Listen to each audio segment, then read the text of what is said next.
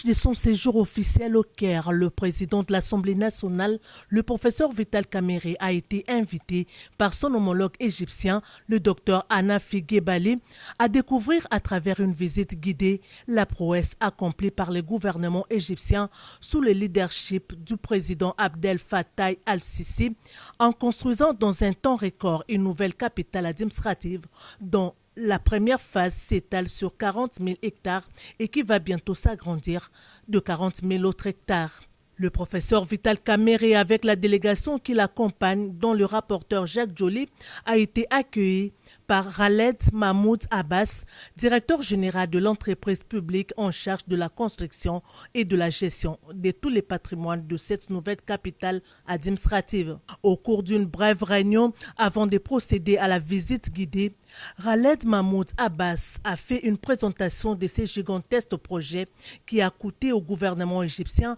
60 milliards d'euros et qui a résolu le problème de désengorgement de l'ancienne capitale administrative et sa surpopulation évaluée aujourd'hui à 20 millions d'habitants. Situé à une cinquantaine de kilomètres de l'ancienne capitale, ce projet pharaonique offre à l'Égypte une nouvelle ville verte et moderne dans les déserts, abritant les sièges de toutes les institutions, dont la présidence de la République, la Chambre des représentants, des bâtiments abritant des ministères, des banques, plusieurs universités internationales, des écoles, des complexes médicaux, une bibliothèque de 5 millions de livres et un village olympique avec un complexe de 80 000 places, pour ne citer que cela. Nous allons faciliter qu'il y ait vraiment un accord entre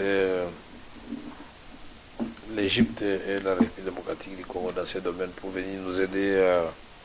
à assainir et à construire des grandes villes. Nous sommes vraiment convaincu que vous allez nous aider. Je sais que le ministre de l'Urbanisme, Christin Badou, a séjourné par ici. Je crois que l'Égypte et la République démocratique du Congo peuvent aussi se mettre ensemble, booster l'Afrique sérieusement. Le président de l'Assemblée nationale a fait la ronde des grandes places de cette cité qui n'a rien à envier à l'Occident et qui reçoit déjà plus de 50 000 travailleurs, 15 000 étudiants et 6 000 élèves. Outre des très nombreux logements, non seulement de haute gamme, mais aussi plus modestes, afin d'accueillir tous les fonctionnaires du nouvel ensemble. Le projet compte des hôtels de luxe, un nouvel aéroport de 4 000 m², 10 000 km de voies routières, un métro et tant d'autres infrastructures. D'autre part, la ville détient la plus grande cathédrale du Moyen-Orient, dénommée Cathédrale de la Nativité, avec une capacité d'accueil de 7 300 personnes, qui représente un cadeau du président égyptien Abdel Fattah al-Sisi à la communauté chrétienne d'Égypte. Le président de l'Assemblée nationale Vital Kamerhe et les rapporteurs Jacques Joly se sont prosternés devant l'autel de cette cathédrale. Il faut noter que plusieurs échanges ont déjà été entamés entre le gouvernement congolais à travers le ministère de l'Urbanisme et Habitat pour pouvoir utiliser cette expertise égyptienne dans les désengorgements de la capitale Kinshasa. C'est la raison et l'intérêt du choix des autorités égyptiennes de faire visiter cette nouvelle ville au président de l'Assemblée nationale de la RDC.